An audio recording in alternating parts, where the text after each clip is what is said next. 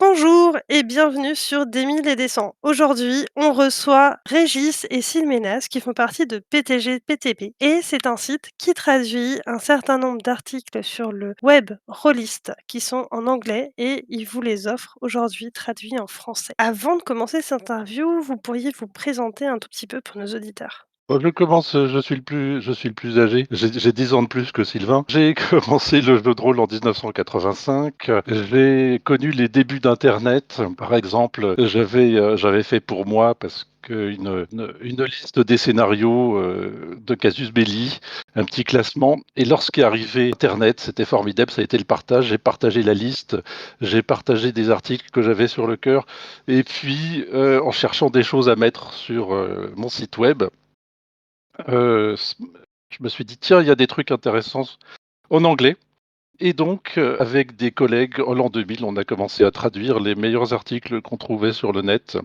et c'est devenu PTG-PTB. Moi, je suis un passionné de jeux de rôle, comme beaucoup dans PTG-PTB. J'ai rejoint l'équipe en 2015 et très rapidement, en fait, j'ai été investi du défi 3 fois forgé où j'ai aidé Régis, puis j'ai mené le défi. Puis, entre 2 parties de jeux de rôle, je suis aussi le papa de 3 enfants et je travaille entre 2 parties aussi.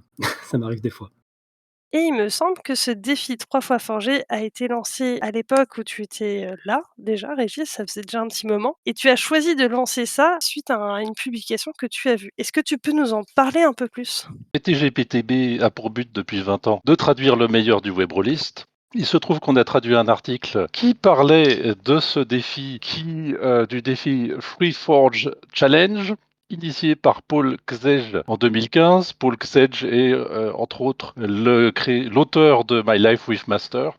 On a traduit les réactions, le retour d'expérience d'un participant et je me suis dit: «Mais c'est absolument génial, c'est un article absolument génial, c'est le Free for Challenge, ça semble vachement intéressant» et je me suis dit: «Bah, pourquoi est-ce que PTG-PTB, même si c'est pas sa fonction, ne le lancerait pas?» Je l'ai lancé. On avait prévu, ce qui se passerait s'il y avait que 3 participants et en 2016, on en a eu 13. Et puis par la suite, Régis a voulu participer au défi, donc j'ai repris la main et on a continué comme ça le défi jusqu'à cette année où nous en sommes à la 6e édition et chaque année, on a augmenté le défi, dans les à côté, dans l'accompagnement qu'on a des participants. Et donc vous avez lancé cette année la 6e édition, la revanche du défi, qui se passe donc du coup dès octobre 2021 avec plusieurs étapes, une organisation qui est quand même assez concise de ce qu'on peut percevoir de votre page d'explication sur comment se passe le concours. Mais je pense que ce serait intéressant qu'on revienne sur les différentes étapes de ce concours. Comment ça se passe quand je veux participer au défi 3 fois forgé? En fait, il y a plusieurs étapes, donc ça tu l'as bien dit, Kinéja. La première étape est la principale, c'est-à-dire qu'il faut rendre un premier jeu avant le 21 octobre.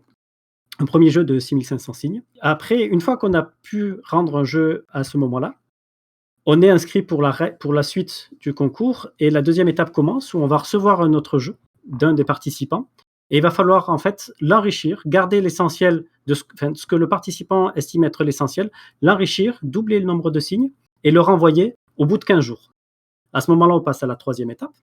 Cette troisième étape va être ça va être le même processus, c'est-à-dire qu'on va doubler le nombre de signes, donc passer à 27 000 signes. Cette fois-ci, toujours pareil, en gardant ce qui semble être l'essentiel et en rajoutant ce qui pourrait enrichir le jeu. Une fois ces trois étapes-là de création qui est faite, le défi n'est pas encore fini, puisque là, ça fait un mois, un mois et demi de défi. Il y a ensuite la quatrième étape où cette fois-ci, on va recevoir 4 jeux à évaluer avec une grille de lecture bien particulière. Et là, on va évaluer 4 jeux différents qui ont participé au concours. Donc, ça va être une évaluation par les pairs, où là, vu qu'on a participé au concours, on sait dans quelle galère on a été. Et on va pouvoir donner des critiques constructives et un apport, et du moins pouvoir contrebalancer le jugement qu'on a, parce qu'on sait dans quel état a pu être le créateur. Et ça, c'est la quatrième étape. Et une fois la quatrième étape finie, il reste la dernière où là, cette fois-ci, les participants n'ont plus rien à faire. Une fois que donc les évaluations sont faites, on fait un classement et on garde 4 à 5 finalistes qu'on envoie à un jury que PTG-PTB sélectionne chaque année. C'est-à-dire chaque année, le jury change. et là, le jury va lire ces finalistes et déterminer le vainqueur, qui est d'ailleurs annoncé le 25, octobre, après le passage du bonhomme, tout rouge. 25 décembre. 25 décembre. Ça va tellement vite qu'on perd le fil et du coup, vous parliez de ce jury qui change, chaque année. Moi, j'ai eu effectivement, l'occasion de faire le 2e défi 3 fois forgé et merci parce que grâce à vous, j'ai continué ma route un petit peu sur les jurés et les concours. Mais comment est-ce que vous sélectionnez exactement ces personnalités qui vont vous aider à lire et à juger ces jeux finalistes? Alors on a un membre de PTG-PTB qui participe dans le jury.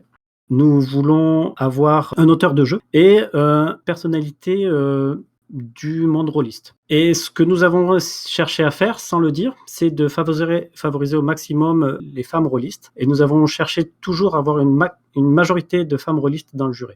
Et alors, qu'est-ce que vous avez choisi cette année comme, juré? Cette année, nous avons, une jurée, de PTG-PTB, une traductrice, qui a d'ailleurs, participé aussi au premier défi 3 fois forgé de mémoire. Nous avons aussi, mince, la youtubeuse Cécile, qui participe dans le jury. Nous avons, Simon et Manon Ly, des auteurs indépendants. Et donc le dernier juré est Olivier Noël, alias Yored, rédacteur en chef du magazine Ravage et qui représentera la partie la plus ancienne, du jeu de rôle, vu qu'il a dû commencer à la fin des années 70. Par contre, je me souviens quand on avait commencé, à parler un petit peu du défi 3 fois forgé, notamment quand il y avait encore l'énorme forum de Pile Rollist, que c'était toi, Régis, qui animait un petit peu la communauté des participants. Comment ça se passe? Comment tu mets en place un petit peu, l'ambiance, les échanges, ou voire la modération tout simplement des participants? Parce que, je suis sûre que parfois c'est pas toujours aussi simple que ça n'y paraît. Les alors je La première année, ça a été, assez délicat parce qu'on essuyait les plâtres. Donc il y avait clairement des choses qui n'allaient pas. On avait déjà, par exemple, établi, puisque les auteurs se notent eux-mêmes, qu'il y aurait une moulinette qui arrondirait un peu les notes pour, les rendre plus homogènes. En 2016, on a essuyé les plâtres, donc on a essuyé plein de critiques. En même temps, c'était la preuve de l'investissement des participants et chaque année, finalement, on a eu moins de critiques parce que, on a vu ce qui marchait, on a vu ce qui marchait pas et on a amélioré le fonctionnement. Les Maintenant, avec les anciens participants qui reviennent, ils mettent à l'aise les nouveaux. Eux-mêmes sont devenus en fait des pas des influenceurs, mais des sortes de grands frères ou de grandes sœurs pour les nouveaux participants. Oui, c'est un esprit très bon enfant.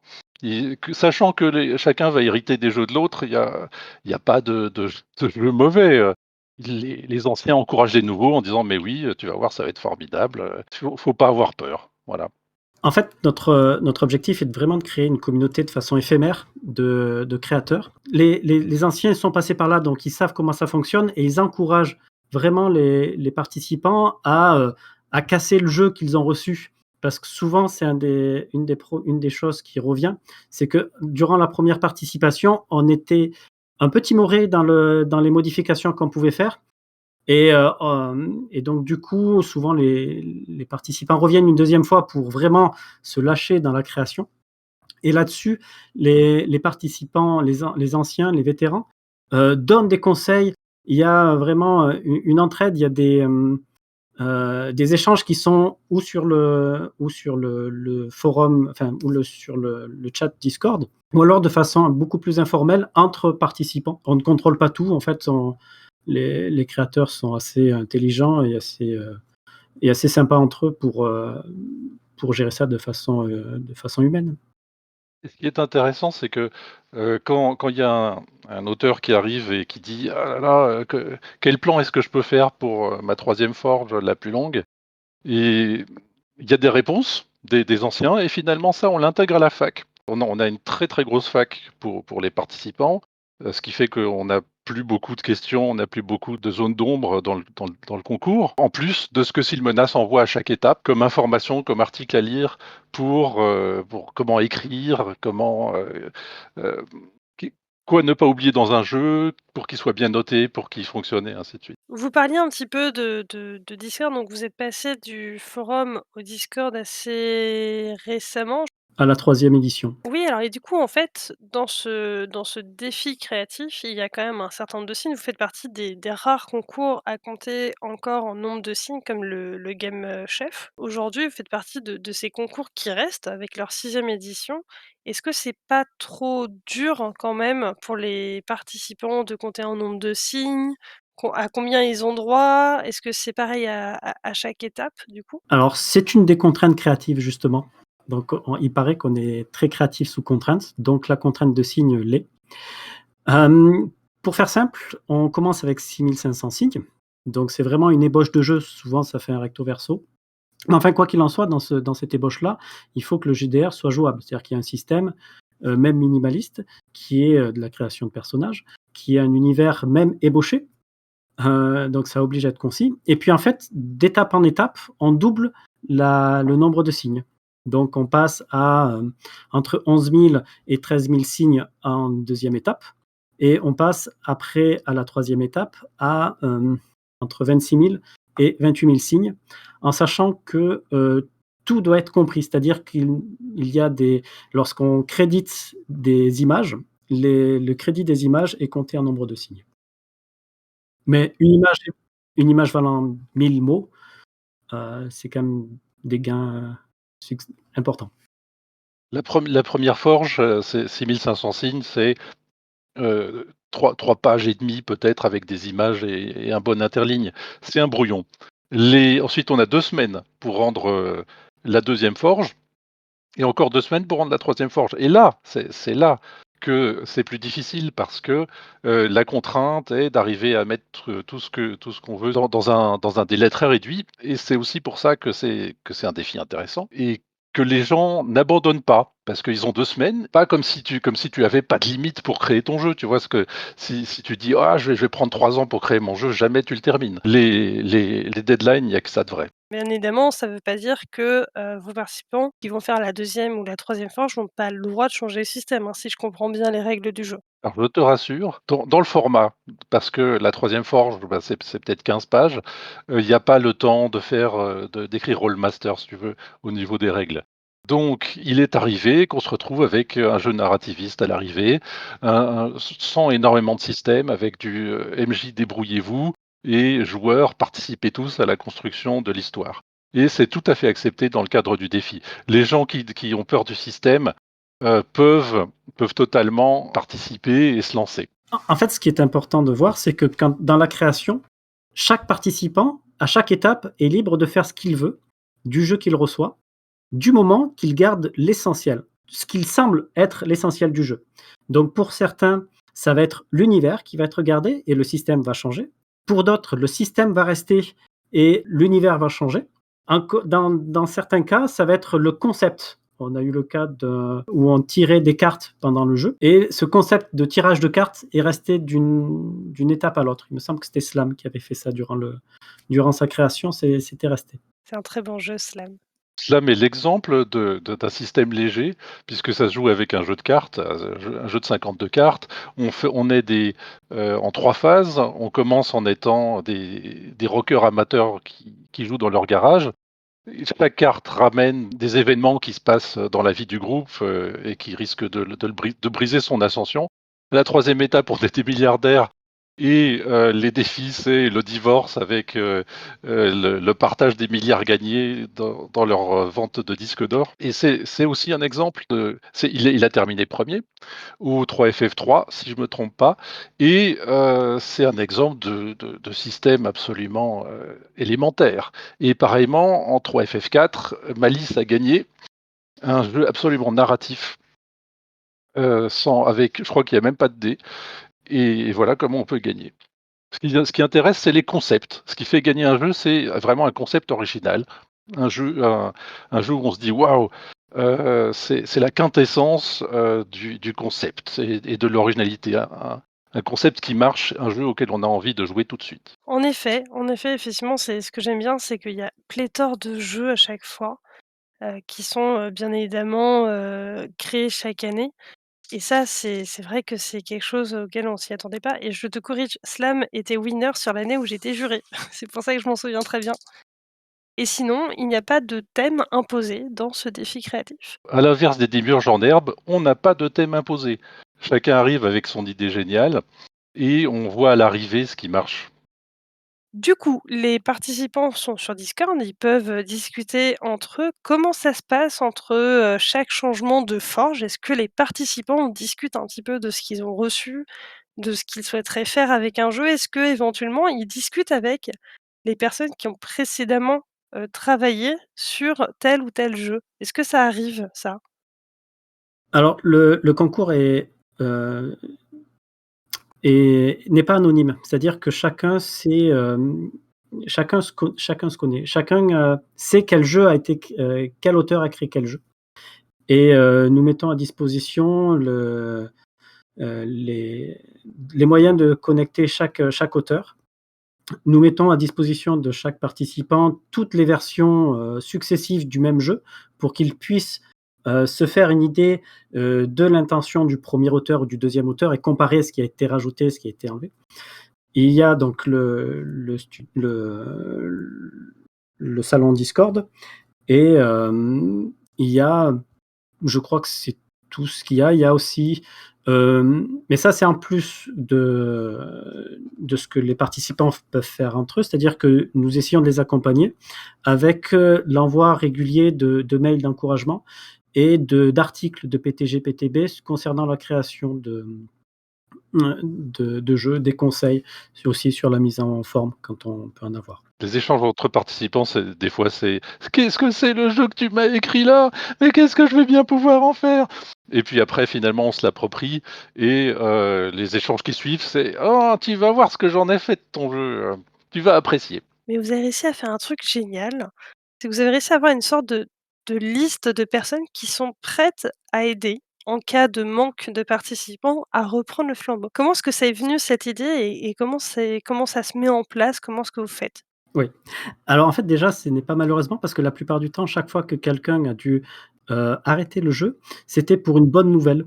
Ils ont souvent été papas, pour ça qu'ils ont arrêté le jeu. C'est une très bonne nouvelle et en tout cas, à chaque fois, ça a été le cas et donc en fait, il y a certaines personnes qui ratent la date du 21 octobre, la date butoir pour rendre le premier jeu et dans ce cas-là, au lieu d'attendre un an pour participer, il existe, une liste donc des héros sauveurs de tous les temps parce que ça, c'est ce que je ressens quand ils acceptent de reprendre le défi en cours de route d'un jeu qui n'a plus de participants. Ça c'est un moment, en fait, qui met pas mal mon cœur à rude épreuve et donc en fait, après le 21 octobre, tous ceux qui veulent participer viennent sur une liste d'attente et en cas d'abandon, ce qui est très rare, hein, il y a à peu près, 1 jeu qui arrête chaque année, un participant qui arrête chaque année. Dans ce cas-là, le héros sauveur de tous les temps, prend le jeu en cours. Alors c'est vraiment quelque chose d'exceptionnel parce qu'ils ont moins de temps pour faire la même chose que les autres et ils ne sont pas non plus dans le flow. C'est vraiment déjà des êtres exceptionnels. Et on les en remercie d'ailleurs. À chaque fois, à chaque fois. Tu m'étonnes. Arrive à la fin un truc, super intéressant bien évidemment, c'est, la grille de critères pour évaluer les jeux. Chaque participant a donc 4 jeux à revoir, à lire, à juger de sa propre perception. Vous avez mis effectivement une grille pour les aider à avoir un certain nombre de critères. Comment ça se passe, au niveau des participants? Est-ce que ça prend du temps de relire? Est-ce qu'ils ont un temps imparti? Ils ont un temps imparti, ils ont 15 jours, 20 jours je crois, et une, contrainte de signe aussi. La contrainte là, c'est une contrainte minimale, c'est-à-dire que nous voulons que chaque participant ait, une critique constructive parce que ouais, ton jeu est top, c'est pas suffisant. Donc nous avons demandé à ce que chaque critique qui revient à l'auteur soit construite et donc il y a une limite minimale de signes. Ouais, donc il y a un effort à faire même en fin de course. Il y a pas seulement 3 forges, il y a aussi le fait de pouvoir rendre ce retour et quand vous avez, tous ces retours des participants qui vous ont été donnés sur ces 4 jeux par participant, comment ça se passe après par la suite pour vous en termes d'organisation, en termes de jury? Je suppose qu'il y a quand même une organisation derrière pour revoir un petit peu, les jeux, ce qui a été dit, peut-être s'assurer éventuellement qu'il y a rien de blessant. Ça arrive qu'il y ait un peu de parfois des gens qui sortent quelque chose, Je suppose que vous êtes très care, en fait. Je j'ai l'impression que vous êtes très care dans ce défi. Est-ce que c'est le cas? C'est la communauté qui l'est parce que nous en fait, les participants sont dans ont connu le même effort que les jeux qu'ils reçoivent. Donc chacun, juge enfin, c'est vraiment une évaluation par les pairs et le défi 3 fois Forger est un marathon, donc ils savent que finir le marathon, c'est quelque chose de bien. Donc les critiques sont toujours constructives dans le sens où, les évaluateurs savent dans quel état c'était, quelles étaient les contraintes et les difficultés de remplir, de réussir à finir. Donc c'est spontanément que la communauté est bienveillante. Le questionnaire, on s'est inspiré du questionnaire, des démiurges en herbe. Les jeux sont jugés sur 4 points très larges, qui sont le thème, la jouabilité, la technique, c'est-à-dire les règles, mais pas seulement, la qualité littéraire et puis finalement le total, donc 4 fois 5 points, total une note sur 20 et à l'intérieur de ces critères, on doit remplir et on doit dire des choses bien et puis on doit dire aussi ce qui marche pas trop.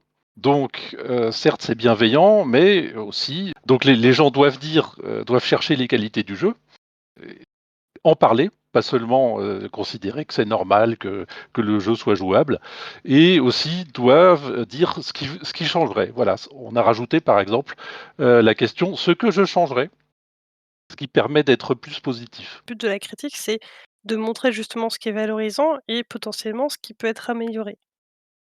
Exactement. C'est notre volonté de vraiment encourager et aider la création, rôliste et nous avons tout fait pour ça.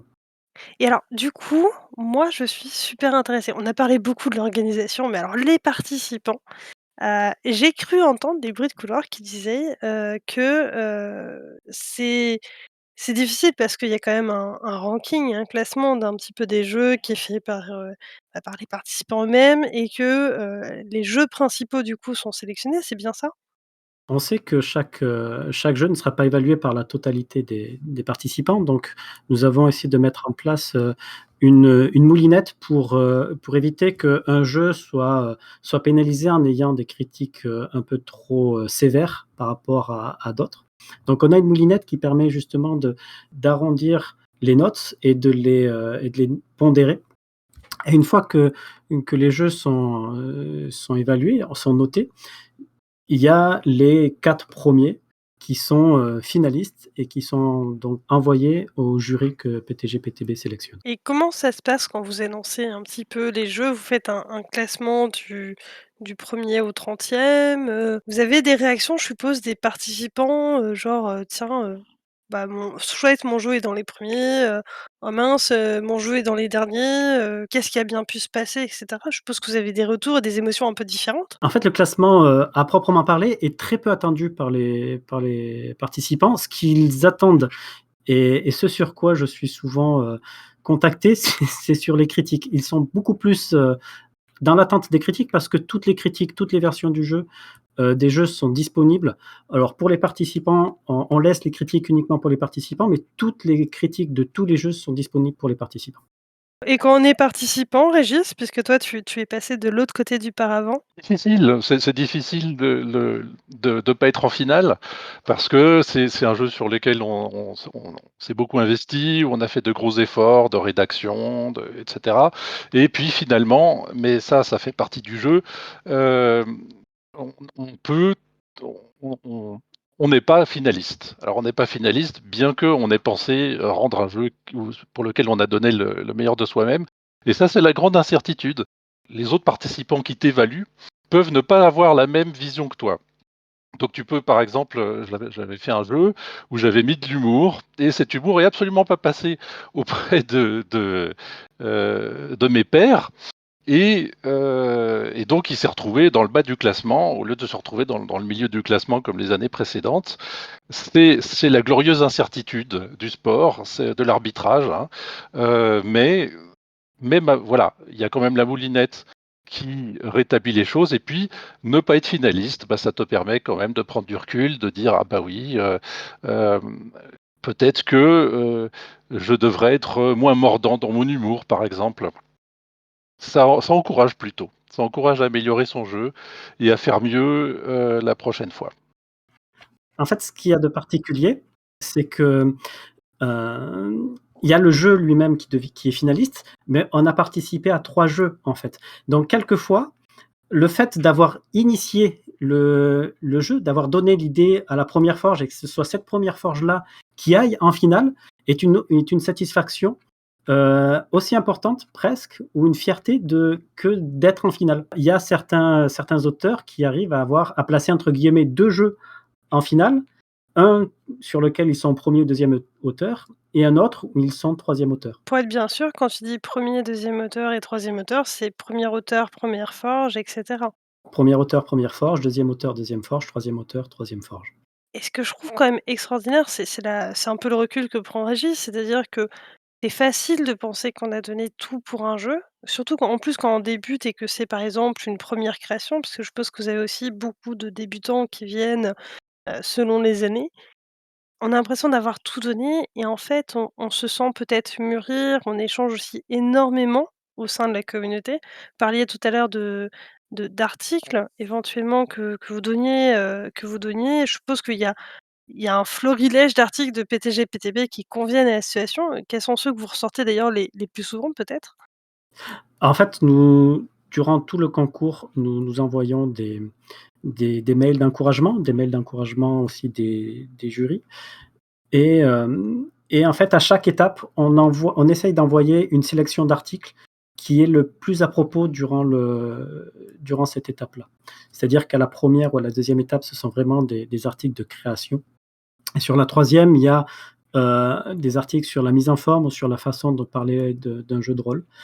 Nous envoyons, je crois, une quinzaine de références différentes durant tout le concours. Sur le fait d'être primo participant, enfin de créer un jeu pour la première fois, le fait que tu crées un jeu, allez, tu crées un brouillon de jeu de 6 500 signes pour la première fois, puis il est repris par quelqu'un d'autre. Donc tu te dis: «Bon, je sais pas, je suis débutant, je sais pas» mais c'est quelqu'un d'autre qui le reprend.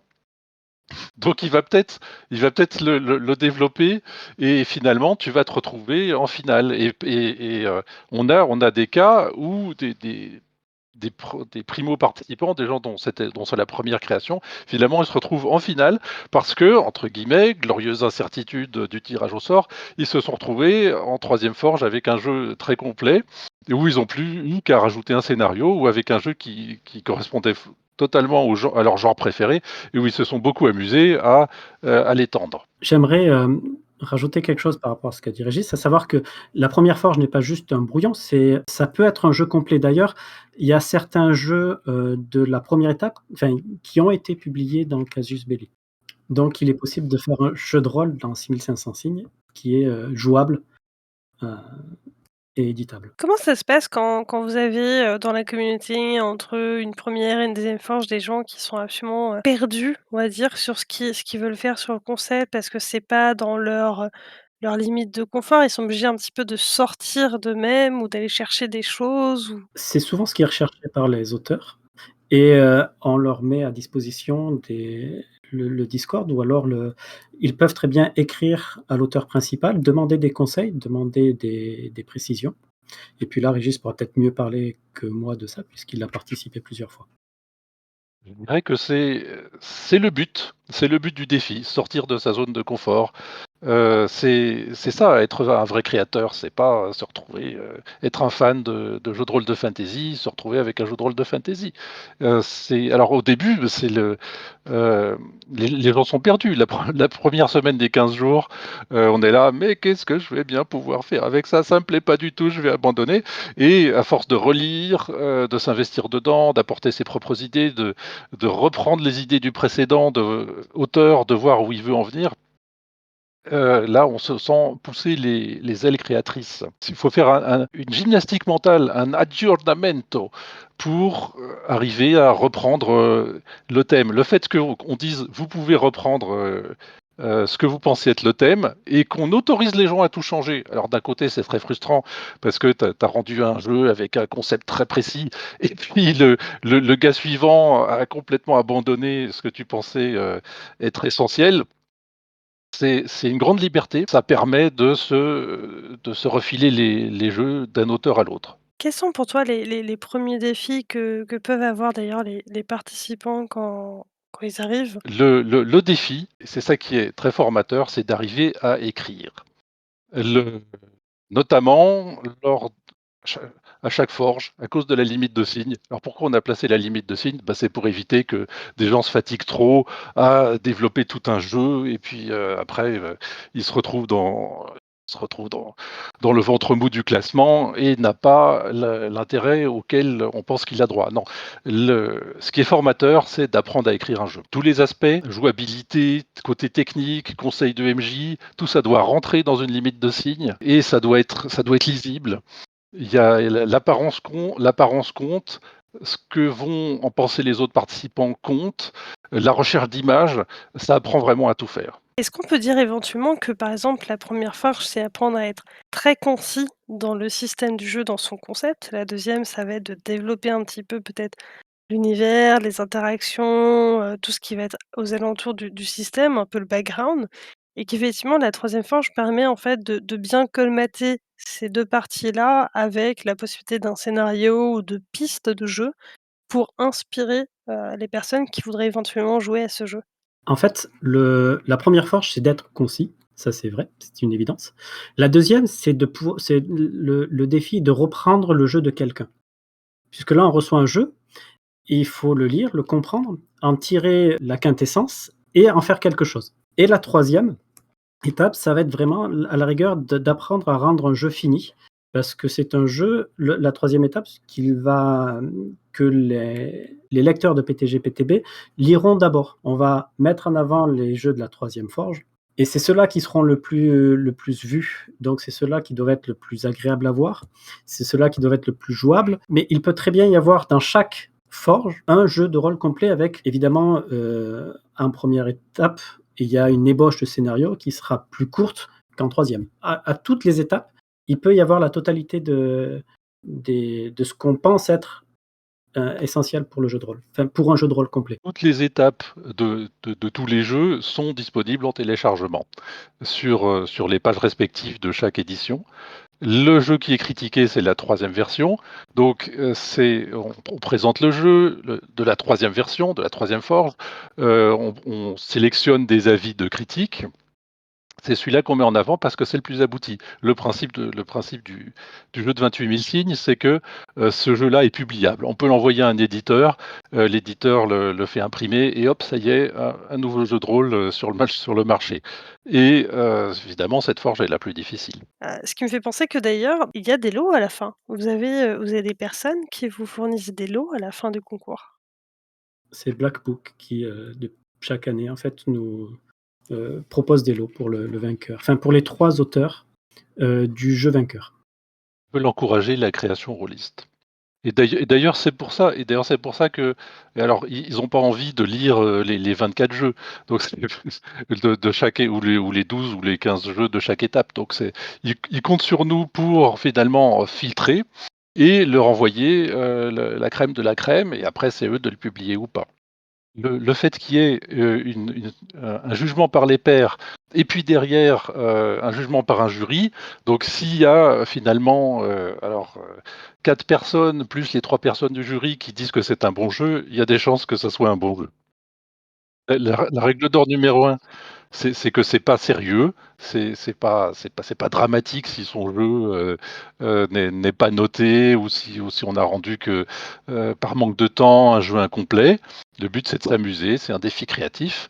La règle d'or numéro 2, c'est suite à c'est consubstantiel au principe, que tu passes ton jeu à quelqu'un et qu'il n'est pas obligé de tout reprendre et alors tu lui dis: «Tu as trahi mon jeu!» Non, il a pris ce qui lui plaisait, il a jeté ce qui lui plaisait pas ou ce qui pensait que ça ne marcherait pas et tu peux d'ailleurs reprendre ton jeu toi, le développer par la suite et c'est comme ça qu'on arrive à créer 9 jeux différents, avec 3 personnes. La règle d'or numéro 3. C'est aussi un retour qu'on a eu par rapport à des participants qui hésitaient sur leur capacité graphique, qui disaient: «Moi, je pense que j'écris bien, mais je pense que je vais être maltraité parce que j'ai pas le don de la mise en page, le don de mettre des images là où il faut, et cetera. Et donc on leur dit: «Oui, la mise en page, l'apparence, c'est quelque chose qui compte quand même.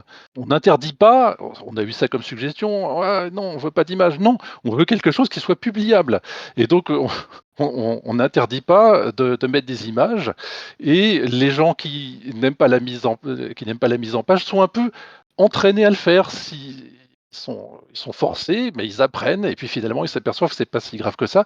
Sachant qu'en plus, maintenant Sylvain fournit un gabarit, qui pour que avec des emplacements pour mettre l'image de couverture, l'image de fin, pour ceux qui vraiment débutent complètement dans la mise en page. L'année dernière, nous l'avons mis en place parce qu'en fait, on s'est aperçu que le vainqueur de la 4e, version, Malice, en fait, la mise en page est minimaliste. Il y a pas d'image et c'est juste du texte bien mis en page et c'est lui qui a gagné. Est-ce que vraiment les images, c'est important dans un jeu de rôle? Ou est-ce que vraiment si le concept est bien mis en page, effectivement, il peut gagner? Bah, on si le concept est bon, justement, il peut gagner. L'exemple de Malice est là pour ça. Mais on a tendance à dire qu'une image vaut 1000 mots et quand tu as 28 000 signes, si tu peux gagner avec une image, c'est toujours des mots gagnés pour la suite. Il faut que ça soit bien écrit. On cherche toujours un système où il y a une équipe de relecteurs, correcteurs qui puissent arriver sur des gens qui sont, peut-être, qui ont des difficultés avec l'orthographe et qui corrigeraient. Ça, c'est encore en cours de réflexion, pour qu'un jeu ne soit pas descendu parce que, son auteur est dyslexique. Et pour ceux qui et même si par rapport à tout ce qu'on a dit sur, notamment Malice, qui avait une mise en page, assez élémentaire, on insiste pour que, les auteurs se transforment aussi en graphistes et finissent par pondre quelque chose qui soit agréable à lire, qui soit visuellement agréable et qui soit publiable et qui, remporte un succès une fois publié. Et quelle est la licence du coup pour, ce concours? On voit qu'il y a beaucoup de Creative Commons. Laquelle, vous avez pu, choisir pour le défi 3 fois forgé? Creative Commons, by NC, SA, je crois. Le principe, c'est la gratuité, la continuité de l'appartenance, c'est-à-dire si un jeu est encore repris après le défi, eh bien, il faut mentionner qui était l'auteur original et voilà. Et la gratuité, ils sont gratuits en téléchargement, ils doivent rester gratuits en téléchargement, ce qui ne veut pas dire que par la suite, il n'y aura pas un éditeur, etc. Mais ça ne nous regarde pas. Et Creative Commons, c'est-à-dire que n'importe qui peut quand même s'emparer du jeu et le mettre à sa sauce et le publier avec l'accord de l'auteur original. Vous avez déjà des jeux qui, il me semble, sont joués juste après avoir été, publiés et rendus lors du défi? Une chose est certaine, c'est que donc on les met à disposition des lecteurs de PTG-PTB et donc les jeux sont téléchargés, ils sont certainement joués puisqu'on a déjà eu des retours. Le retour d'un club qui a fait jouer Fianchetto, qui était un des jeux du premier défi 3 fois forgé. Il est important de préciser que Fianchetto n'était même pas finaliste. Bon, il a été retiré du classement, mais quand même son concept était assez frappant. Il était coup de cœur de la première, de la 1re ou la deuxième forge? La première. Et finalement, voilà, les gens ont vu ça, ils l'ont lu, ils ont dit: «Waouh!» Parce que la fiche de perso est un échiquier. C'est assez extravagant comme choix de système, et de fiches de personnages. En fait, c'est un quart d'échiquier et en plus on utilise les pièces d'échecs à la place de lancer des dés. C'est vraiment un concept, particulier et il est à découvrir en tout cas. Et vous avez eu des bons retours? Avec des améliorations proposées par des, mmh, des rôlistes qui s'en sont emparés. Sachant qu'on en est à plusieurs éditions et que tous les jeux sont téléchargeables et que tous les jeux ont une présentation sur chaque page du défi, je pense que, il y en aura forcément qui correspondront à no enfin, aux rôlistes qui tombent là-dessus, aux intérêts des rôlistes qui tombent là-dessus. Oui, ça m'étonne pas et en plus, vous avez quand même des personnes qui ont participé à ce défi 3 fois forgé, qui ont, écrit un retour, d'expérience. On a vu Yakab qui fait partie de l'équipe, qui a participé aussi avec des personnes dans son entourage, avec des jeunes. On voit que vous avez des retours et que ça augmente d'année en année.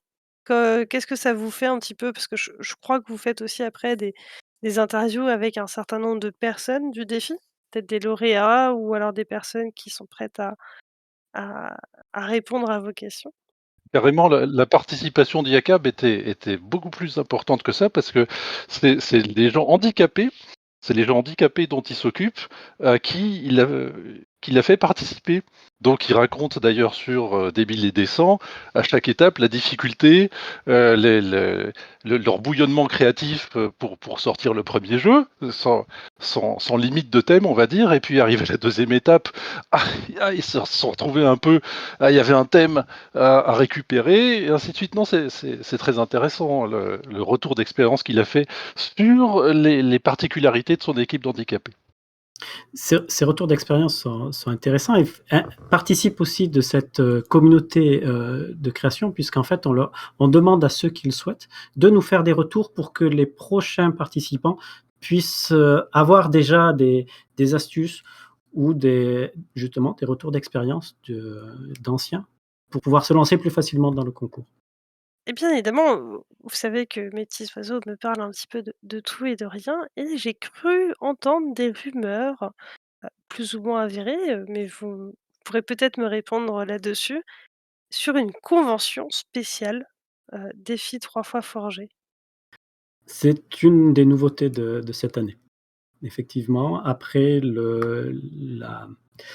la déclaration du vainqueur, le 25 décembre, nous faisons une soirée entre les participants de débrief et courant janvier, nous ferons certainement une convention, défi 3 fois forgé pour pouvoir, jouer au jeu et continuer à ce que ces jeux aient une vie après le concours. Est-ce que c'est une convention qui se passera en présentiel ou seulement en virtuel? Seulement en virtuel. Bon et bien, on arrive, en fin de cette interview qui a été, extrêmement longue, mais extrêmement instructive et il faut dire qu'il y a du contenu avec le défi 3 fois forgé. Je rappelle que cette année, c'est la 6e édition. Et oui, déjà la 6e édition. Je vous invite en tout cas à participer si vous avez écouté jusque-là, à participer à ce défi créatif que j'aime énormément et que je suis chaque année. J'ai pas le temps malheureusement de lire tous les jeux de rôle, mais je voudrais remercier, Régis et Silménas de m'avoir accordé, du temps pour cette interview. Est-ce que vous avez un petit mot de fin, à donner à nos auditeurs? Moi, je pense qu'il faudrait remercier tous les participants qui,